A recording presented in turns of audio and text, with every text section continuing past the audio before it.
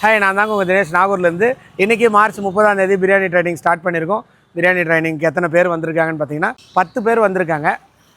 அந்த 10 பேரில் பார்த்தீங்கன்னா முகங்காட்டு முன் வந்தது விக்னேஷ் மட்டும்தான். விக்கி வந்து எங்கேருந்து வந்திருக்காருன்னு பார்த்தீங்கன்னா செங்கல்பட்டு பக்கத்தில் 5 கிலோமீட்டர் தூரத்தில் பாலூருங்கிற ஊர்லேருந்து வந்திருக்கிறார். சொல்லட்டும்பா? ஓகே. ஸோ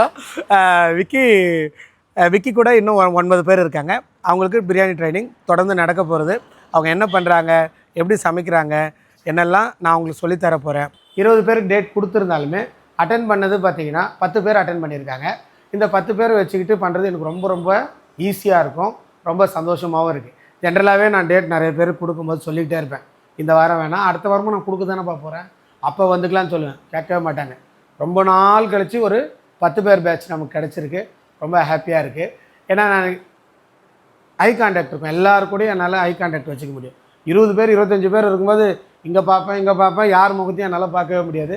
ஸோ இந்த வாரம் இந்த பிரியாணி பயிற்சி ரொம்ப நல்லா போகும்னு நினைக்கிறேன். இன்றைக்கி கேஸில் தான் அவங்களுக்கு குக் பண்ணி காட்ட போகிறேன்.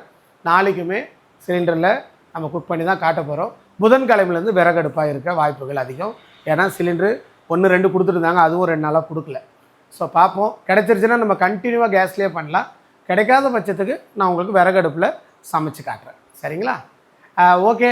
இவங்க அடுத்து என்ன பண்ணுறாங்க, எப்படி பிரியாணி ட்ரையல்லாம் போடுறாங்க, அவங்க எப்படி ஃபினிஷிங்கை கொண்டு வராங்க, என்ன கற்றுக்குறாங்கிறதெல்லாம் அடுத்தடுத்த ஷார்ட்ஸில் உங்களுக்கு நான் அப்லோட் பண்ணுறேங்க.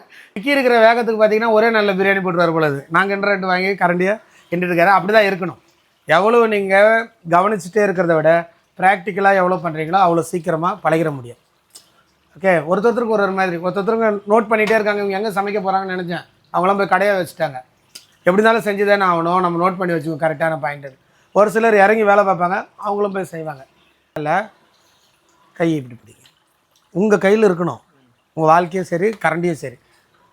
தேங்க்யூ.